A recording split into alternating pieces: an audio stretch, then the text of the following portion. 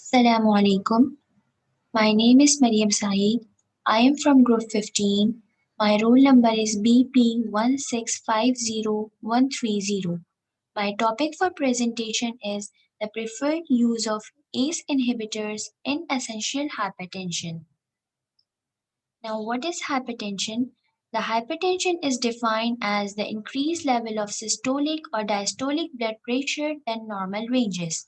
What is essential hypertension? Essential hypertension is defined as the increased level of blood pressure in which secondary causes such as renovascular disease, renal failure, pheochromocytoma, aldosteronism, or other causes of secondary hypertension or Mendelian form are not present.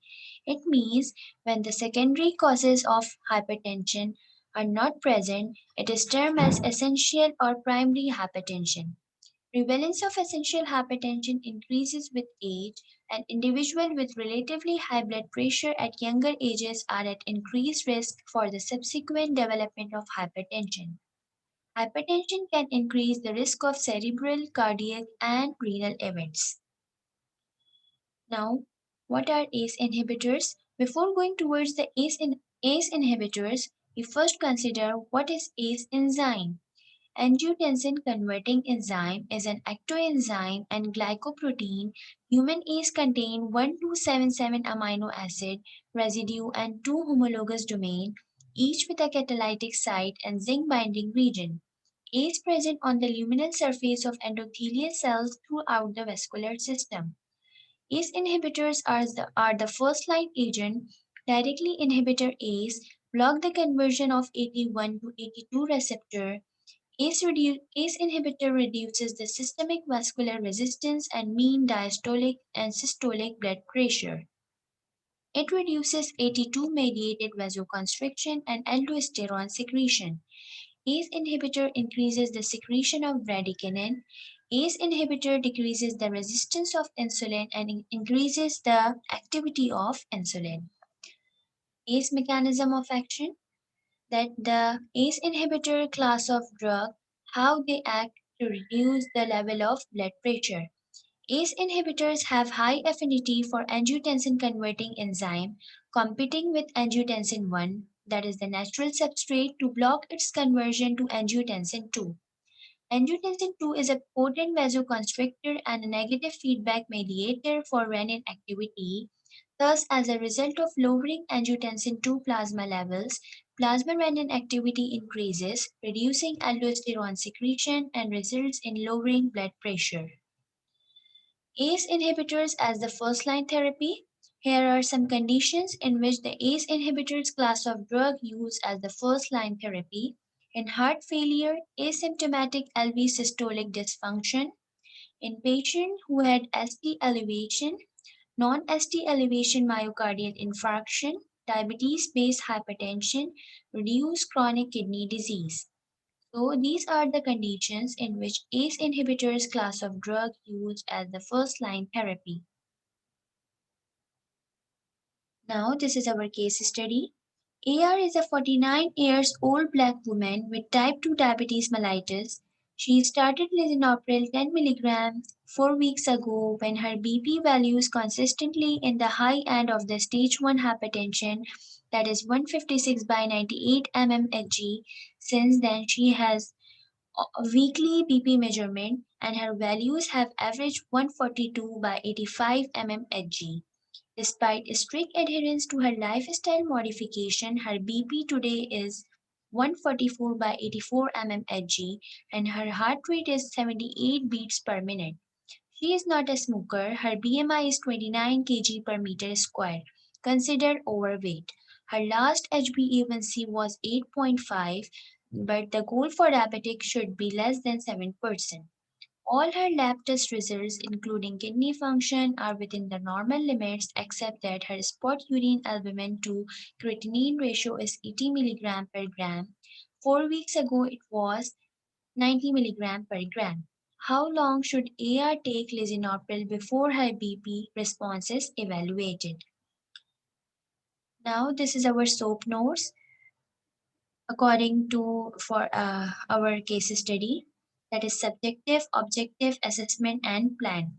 Subjective, age 49 years, gender female, history of present illness is 4 weeks ago, BP values are at the end of stage 1 hypertension, 156 by 98 mmHg, then weekly average values 145 by 82 mmHg. Medical history, as the lady was already taking lisinopril 10 mg daily, alleviating factor, type 2 diabetes mellitus, temporal factors, obesity, that is increased BMI due to hypertension. Objective, vital sign, elevated BP level that is 144 by 84. Physical exam finding shows albuminuria, that is spot urine albumin to creatinine ratio is 80 mg per gram. Laboratory data shows normal kidney function but albumin in urine. Heart rate 78 beats per minute, BMI 29 kg per meter square, HbA1c level is 8.5%, which shows the increased level of HbA1c.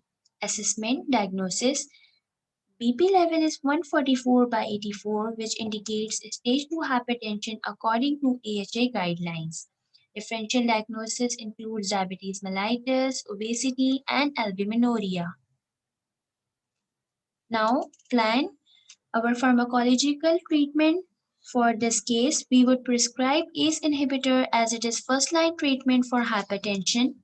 As she is a black woman, thiazide diuretics and calcium channel blockers are more effective than ACE inhibitors and ARBs. But due to diabetic and albuminuria condition of this patient, we would prescribe ACE inhibitors. We would prescribe ACE inhibitors in double doses because she is already taking ACE inhibitors. So either we have to double its dose or add thiazide diuretics in her regimen. Medication, we have to increase either dose of lisinopril or we would add thiazide diuretics with lisinopril, that is ACE inhibitor.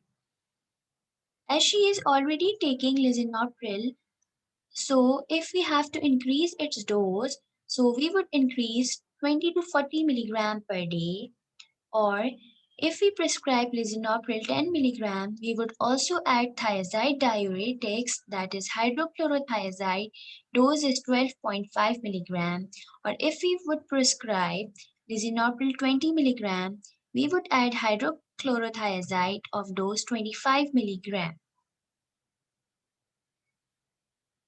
As we are prescribing lisinopril, so how it acts to reduce the blood pressure. Several studies demonstrated that lisinopril is effective in the reducing urinary albumin excretion in diabetes. Lisinopril is superior to hydrochlorothiazide in lowering blood pressure and approximately equal to atenolol and metoprolol in lowering systolic and diastolic blood pressure both. If the condition is not further stable after prescribing these drugs, these medications, then we further plan for these testing that include ECG or echocardiogram. ECG test to measure heart electrical activity and echocardiogram to check further signs of heart disease precautiously. Now here are some important points regarding ACE inhibitors. ACE inhibitors is effective in diabetic because it decreases the resistance of insulin and increases the activity of insulin. ACE inhibitors increases the serum potassium as a result of aldosterone reduction and causes hyperkalemia. So we should monitor the level of potassium as the increase of level of potassium is called hyperkalemia. ACE inhibitor also cause a small increase in serum creatinine owing to decreased vasoconstriction of the efferent arterioles in the kidney. ACE inhibitor causes dry cough due to increased level of bradykinin. Black race people have more chances of dry cough due to increased level of bradykinin. ACE inhibitor drug dosing in a special population. If the person is renal compromised or hepatic compromised, if the person is hepatic compromised, there is no adjustment needed, but the person is renal compromised, if the creatinine clearance is 10 to 50 milliliter per minute, reduces initial recommended dose by 25%, then titrate to effect. And if the percent creatinine clearance is less than 10 milliliter per minute, reduces initial recommended dose by 50%, then titrate to effect. In pregnancy, FDA pregnancy risk category D, so ACE inhibitors avoid in pregnancy. ACE inhibitors and drugs that act on the renin-angiotensin are the teratogenic and have resulted in neonatal morbidity and mortality. In breastfeeding, concentration in milk is about 1% of serum concentration, so avoid ACE inhibitors during breastfeeding.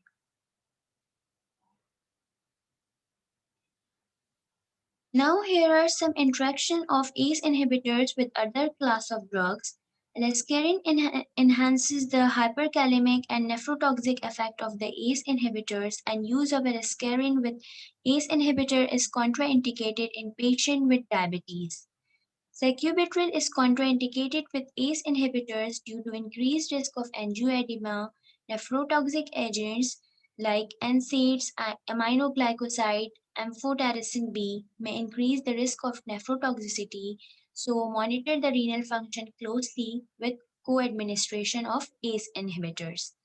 Potassium-sparing diuretics like spironolactone and trimethoprim may increase the risk of hyperkalemia. Now, here are some common examples of ACE inhibitors that can also be used in essential or primary hypertension, like enalapril, lisinopril, prindopril, and ramipril. This is all about ACE inhibitor use in primary or essential hypertension. Thank you so much. Allah Hafiz.